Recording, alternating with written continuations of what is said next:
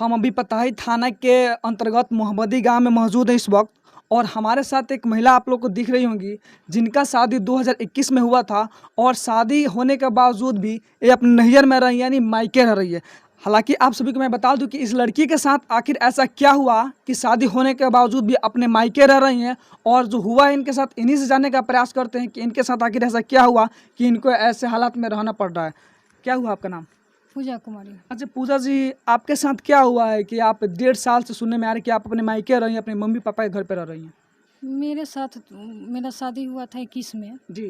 तो शादी के बाद कुछ दिन तक वहाँ पे हम थे तो ठीक ठाक था। अच्छा। कुछ दिन के बाद में धीरे धीरे थोड़ा मामला बिगड़ गया। वो जी। लोग जो है ना अच्छा आदमी नहीं है।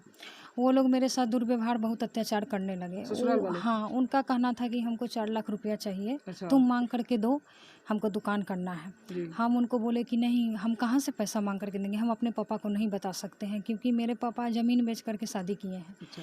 तो अब हमारे पापा नहीं दे सकते हैं। इसी पर वो हम लोग के साथ दुर्व्यवहार करने लगे। उन सब फैमिली एक हो गए, सब मिल गए। अच्छा। सब मेरे पति हम पर मारे उड़े भी, हमको मारे भी, हाथ भी छोड़े। पीटे भी हैं? हाँ, हम मेरे ऊपर हाथ भी छोड़े। अच्छा। और हमको क्या बोलते थे कि तुमको हम ले डूबेंगे, तुमको हम ले डूबेंगे, जी। तुम्हारे जैसा तो 10 वो मेरे आगे पीछे करता है, सो तुमको मार देंगे, तुमको हम मार देंगे।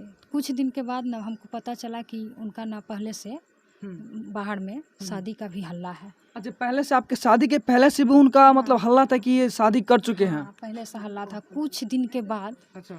क्या हुआ कि मेरा तबीयत खराब हुआ ना, तो वो लोग क्या किए, जो घर से मतलब निकालने का उन लोग का पूरा प्लान था। अच्छा। तो वो लोग मारने का मतलब प्लान बना रहे थे। तो हम सुने तो हम डर गए। तो हम अपने पापा को फ़ोन किए।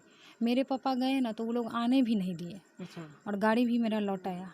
उसके बाद उसी रात में फिर ये लोग मेरे साथ दूसरे व्यवहार करने लगे। उसी रात में मेरे पति हमको मारे भी। अच्छा। तो हम अपने पापा को फ़ोन किए तो हमारे पापा बोले कि ठीक है हम आ रहे हैं। तो हमारे पापा गए तो वो लोग हमको घर से निकाल दिए। घर से निकल उन लोग का कहना है कि हमको नहीं रखना है। अच्छा। तो हम यहाँ जब चले आए तो यहाँ हम 1.5 साल से हैं। यहाँ पर 1.5 साल से हैं तो सारा खर्चा उर्चा सब मेरे मम्मी पापा दे रहे हैं। तो किस कारण से आपका हस्बैंड आपको पीटने लगे? वो हमसे 4 लाख रुपया मांगे। 4 लाख रुपया मांगे? हाँ, दुकान अच्छा, जब शादी आपका हुआ था जिस समय में, क्या दहेज वहेज नहीं दिए थे लोग हाँ, का? नहीं 10 लाख रुपया खर्च है मेरे 10 शादी लाख में। रुपया? हाँ, 10 लाख रुपया मेरे शादी में खर्च है अभी तक।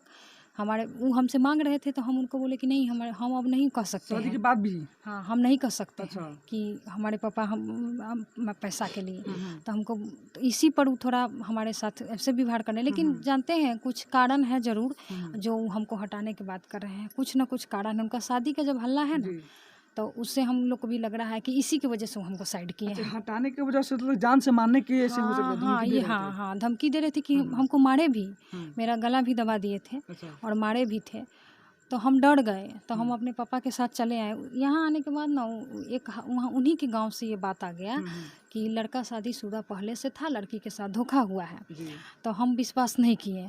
हमको लगा कि ये कुछ हो गया है, ये सब बात नहीं, इसी की वजह से कोई कोई कह रहा है, इसे गलत बात है। हम अपने पापा को बोले, लेकिन कुछ ना कुछ तो गड़बड़ है। मेरा फ़ोन नहीं उठाए, हमसे बात करना दूर कर दिए। तो हमें सबसे तो लगता है कि कुछ ना कुछ तो गड़बड़ है। इसी के वजह से वो हमको देखना नहीं चाहते हैं, इसीलिए ना कोई किसी को मारेगा। जी। जी। तो यही सब बात है। हम यहाँ आने के बाद हम 10 महीना तक इंतज़ार किए कि वो 2 बार आकर के चले गए घर से, लेकिन एक बार भी आए नहीं हमसे फ़ोन से बात किए।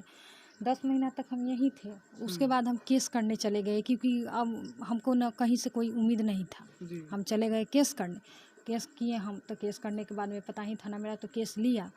केस लेने के बाद में क्या किया, जो मेरा चला गया मोतिहारी कोर्ट में। केस चल रहा था। केस चलने के बाद में बेल रिजेक्ट होकर के पटना चला गया है।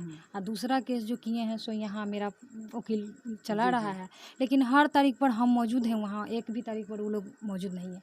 और यहाँ फ़ोन पर किसी को कहते हैं, गांव में कहते हैं कि हमको लड़की को नहीं रखना है। और वहाँ उनका वकील कहता है कि लड़की को तो रखने के लिए तैयार है, लड़की रहना नहीं चाहती है। तो हम रहना नहीं चाहेंगे तो हम क्यों जाएंगे केस करने? पागल तो नहीं है कि हम केस कर देंगे, हम तारीख ढोएंगे। तो यही हमको कहना है। लेकिन सब जगह पैसा लेकर के लोग बिक गया है। जितना प्रशासन है सब पैसा लेकर के इसमें बिके हुए हैं।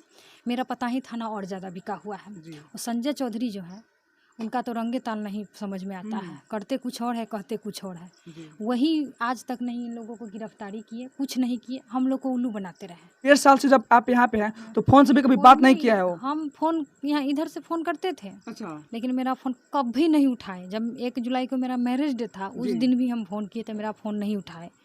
नहीं उठाए, उसके बाद कुछ दिन तक हम फ़ोन करते रह गए, वो मेरा फ़ोन नहीं उठाए। उसके बाद हम बंद कर दिए फ़ोन करना। जी।